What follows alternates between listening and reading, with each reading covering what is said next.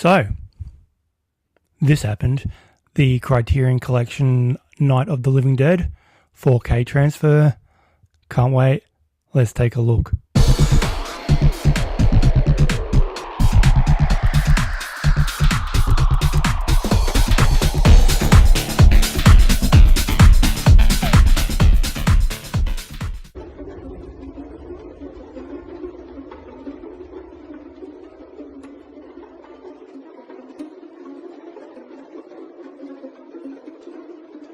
Night of the Living Dead, directed by George A.Romero back in 1968, 96 minutes long, black and white with an aspect ratio of 1:37:1. So you do have the black bars on the side of the screen down here and down here, just in case you were wondering why it looks a little bit weird. This film was also one of the last great big drive-in theatre releases. Did any of you guys ever used to go to drive-in movies? Am I like the only one? I think the last drive-in movie I went to was Pete's Dragon.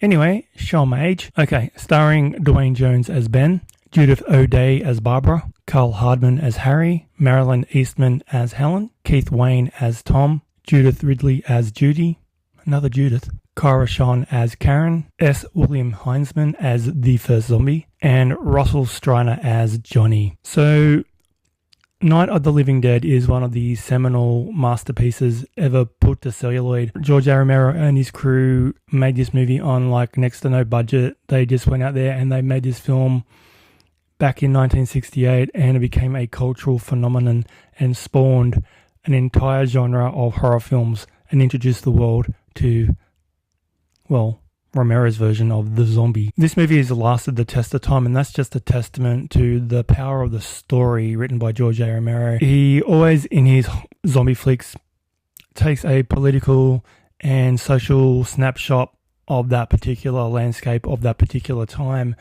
Back in the 60s, we had a lot of racial tension, so having Dwayne Johnson, a black man, cast as a lead role in this movie was quite the groundbreaking event in cinema. And man, is he perfect in the role too. Dwayne's performance in this movie is just amazing. This guy is so charismatic and strong and just take charge, and his performance is everlasting. You can see why this movie is so good with performances like what Dwayne Jones gives us, and the rest of the cast is just astounding for such a cheap, minuscule budget film about zombies that want to eat people. Man, that's amazing. So the film basically opens up with Johnny and Barbara going to visit their dead father. They've driven 3-hour trip from Pittsburgh to the cemetery to lay down a wreath and pay their respects to their father. Their mother is pretty old now, so she couldn't make the trip. But while they're there paying their respects, Johnny starts teasing, "They're coming to get you, Barbara," when they see a guy shambling in the background in a black suit.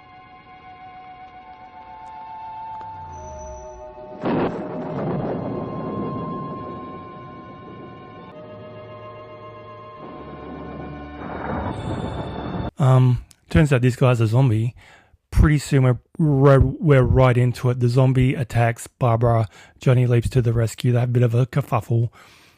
Johnny falls down, cracks his head on a tombstone, promptly dead. The zombie then goes after Barbara, who makes it to a car. The zombie's trying to get in. The killers are eating the flesh of the people they murdered.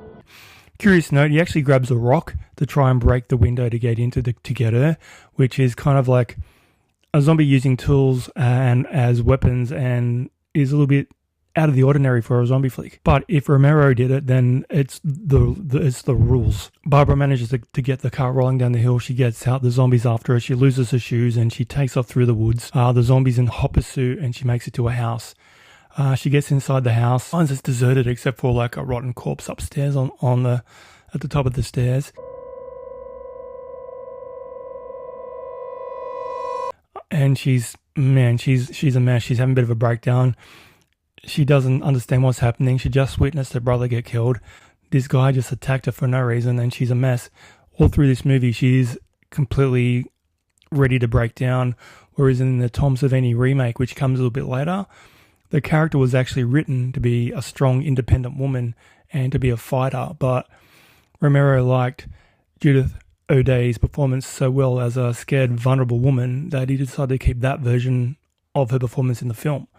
but we do get performance as written in the remake, which is also a good flick, just saying. So in a moment of panic, Barbara tries to run away from the house, and just as she opens the door to flee outside, car headlights pull up, and we're introduced to our hero, Dwayne Jones, Ben. There'll probably be a lot more of them as soon as they find out about us. Come to the rescue. This guy is resourceful, he's smart, he's intelligent, and he's trying to get Barbara to be, to talk her down from her impending psychological breakdown. She's pretty much non-responsive the whole movie. She takes a lot to kind of come around. So in a strange kind of way, she is almost a zombie herself. Deep. So as more and more zombies turn up, Ben does take it upon himself to kind of board up the house. So he's ripping off doors from interior frames and trying to get Barbara to help him and get as much wood as possible to fortify the house. He keeps looking outside, and there's more and more zombies turning up. Slowly but surely, they're going to start getting surrounded.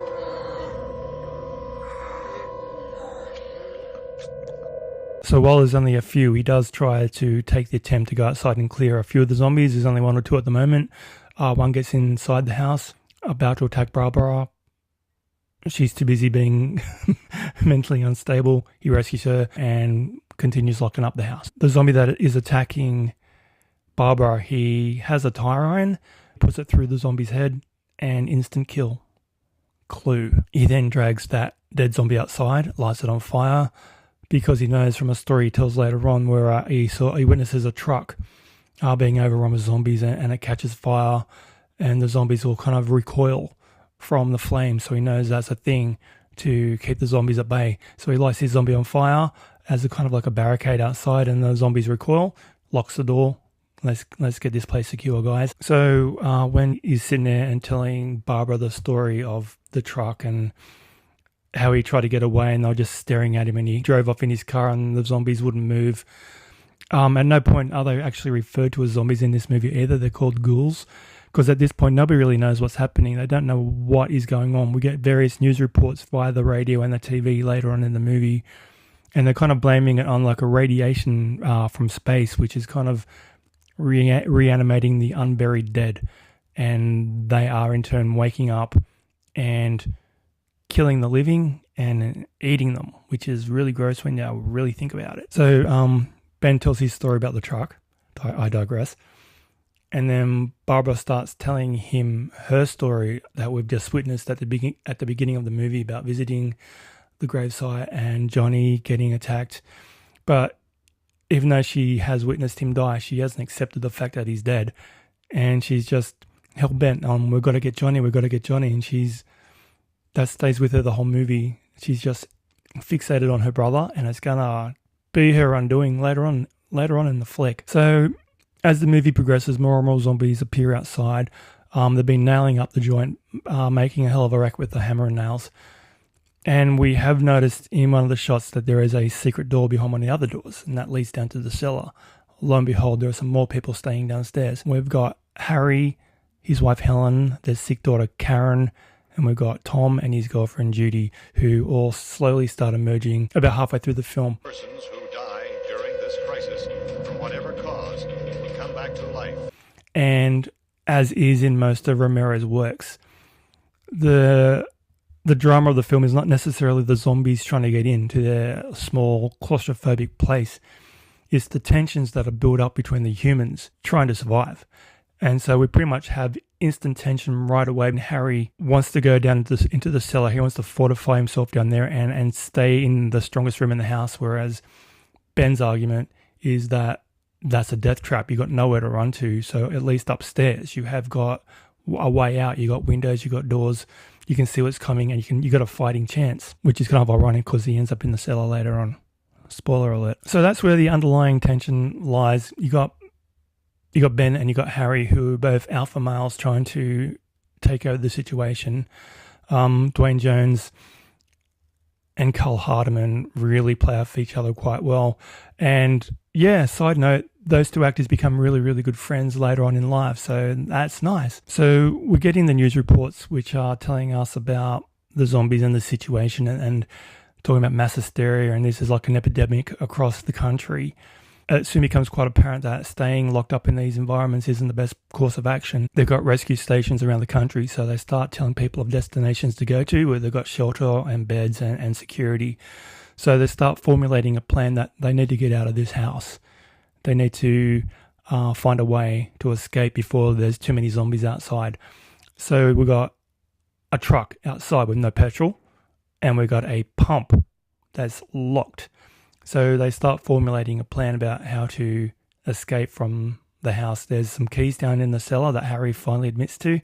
So Ben and Tom take charge, with Harry throwing Molotov cocktails from an upstairs window to distract the zombies and keep them at bay. Ben and Tom run to the truck. To seek human victims. I'm telling you, they can't get in here. Judy suddenly invites herself along. They get in the truck. They go to the tank. They go to the pump. The key doesn't work. Ben shoots the pump, which not a good idea, guys. Petrol's flying everywhere. Well, gas is flying everywhere. Ben's carrying a torch to keep the zombies away. And lo and behold, the truck catches fire. Tom and Judy get in the truck to drive away. Truck explodes. Doesn't end well for anyone. At this point, Ben is now abandoned. He is far from the house with zombies coming everywhere. Tom and Judy have just died in a nasty explosion. The zombies are coming thick and fast. He's got his torch, he's got a rifle, and he starts fighting his way back to the house. When he gets back to the house, the door's locked. We've got Harry inside, who's hesitant about opening the door. He's standing halfway in the cellar door, ready to go downstairs real quick if anything goes wrong. Ben kicks the front door and comes inside, sees Harry staring at him, and he shuts the door real quick, trying to get the zombies out. Harry comes and helps him. Then we have a pretty nasty fight. The guy gets beat down pretty solidly by Ben, and the tensions are just building inside the house. So naturally, the survivors are pretty mortified at this point. We've lost two of our own. The plan didn't work. They're stuck. And the news reports are still going. They've got the TV working. So all the reporters are telling us that don't worry about burial. If you've got somebody dead around you, burn them real quick, because they're going to get up and bite your ass. At this point, the lights go out. The power lines are down. And the zombies outside are starting to get really riled up. And once again, they're using rocks and they're using clubs, and they're starting to batter their way into the house. Scary shit. So the zombies are starting to break in through the windows. The hands are coming in through the windows, and it's pretty dire. Ben's holding up the wood, trying to keep as many of the zombies out as he can. Harry's not helping. Ben's got a gun. He drops the gun in favour of holding the wood up so the zombies don't get in. Harry wants that gun. So instead of helping Ben, he grabs the gun, holds it on Ben, but Ben's pretty wily. He gets the gun back and promptly shoots Harry in the guts. Not cool. Well, no, very cool, because Harry's a dick. And downstairs we've got Harry's family. They have come up at one point. Karen's really sick, their daughter. She was bitten on the arm by one of the zombies. So if you know the lore of zombies, you know what's going to happen. At this point, after most of the movie's transpired, Karen has unfortunately passed away. Harry goes downstairs after having just been shot by Ben, sees that his daughter's dead. He kind of drops, reaches for her, and collapses dead. Helen is also being grabbed by the zombies when the zombies are trying to get in. Barbara finally snaps out of her catatonic state and helps Helen. Helen promptly runs downstairs to her daughter, where she sees Karen chomping on Harry's arm. She kind of, freaks out. Karen looks at her, starts coming towards her. Helen backs up, falls down on the ground. Karen grabs a farming trowel and promptly stabs Helen to death in quite a really effective scene. We've got chocolate sauce spraying everywhere and a nice shadow of the stabbing. Yeah, they used chocolate sauce. It's black and white. They could get away with it. Hitchcock did it. So the zombies are breaking in. Johnny appears at the door, as well as the original zombie from the beginning of the movie.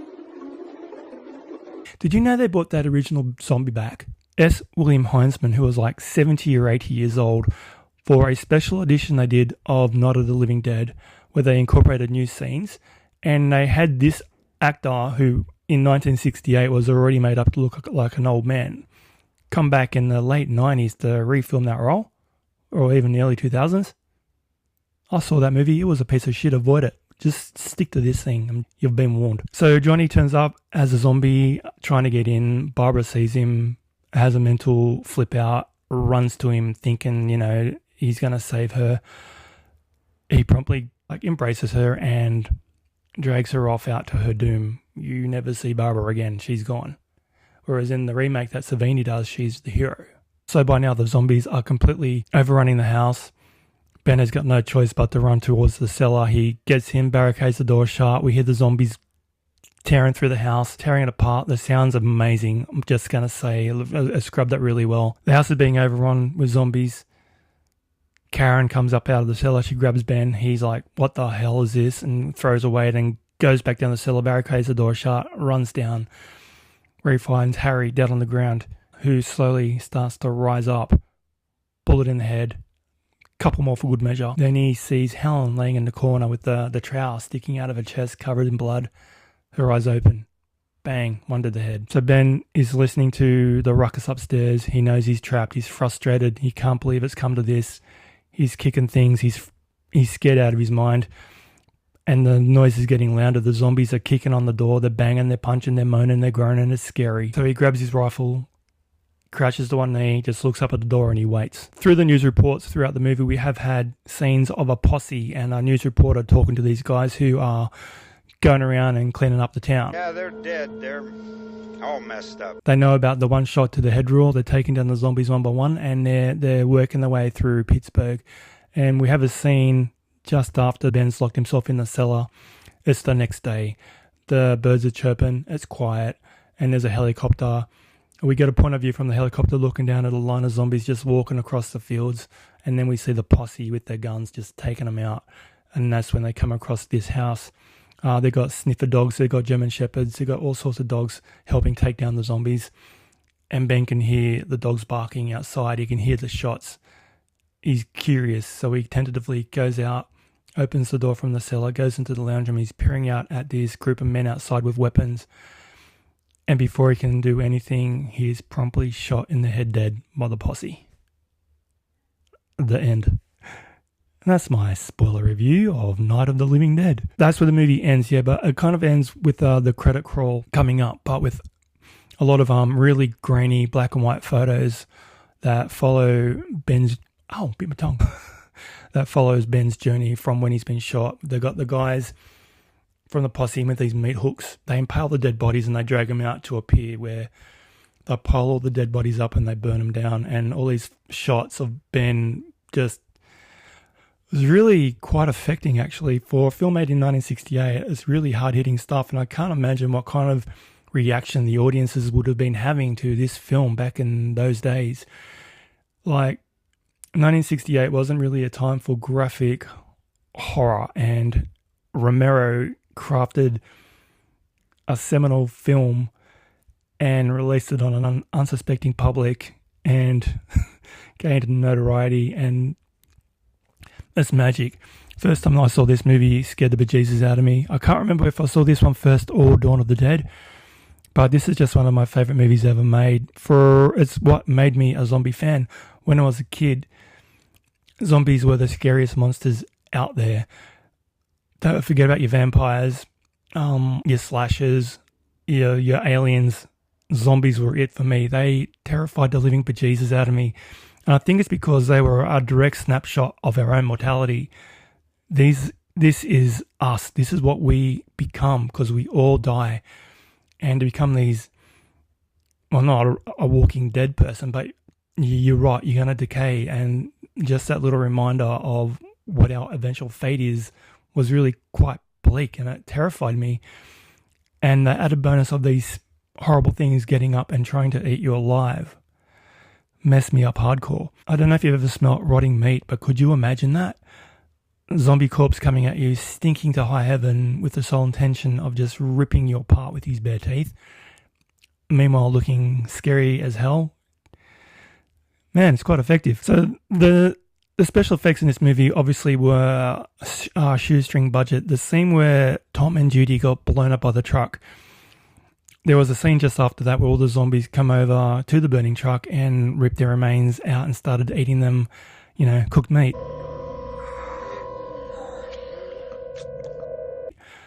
But what the extras actually were eating was cooked ham with chocolate sauce. So they were saying on set that they really didn't need to use makeup on the zombies because the extras were already looking pale and sick. Ew. Ham and chocolate. And George A. Romero originally wanted Tom Savini on this film to do the special effects. But unfortunately, well, maybe fortunately, he had to go to Vietnam where he was a combat photographer. He saw so much horror and bloodshed over there in Vietnam, and that's where he kind of gets all his ideas for his effects makeup. So maybe that worked out well in the long run, because he does turn up for Dawn of the Living Dead. Dawn of the Living Dead. Oh, I know the movies. Tom Savini does the effects on Dawn of the Dead, so he brings that expertise to his future work. But this film is fine, like considering how old it is and how amateurish everything was.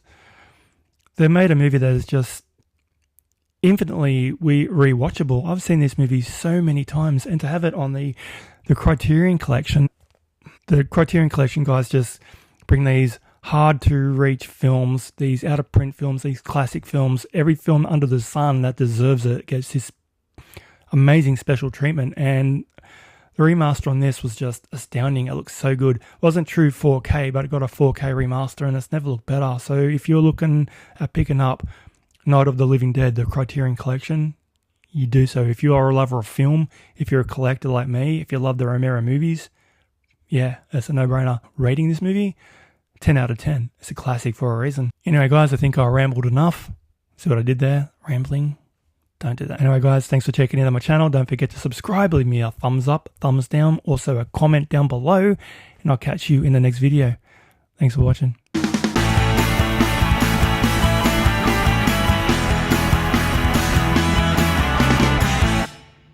Lights, camera, action. Damn you, stop recording.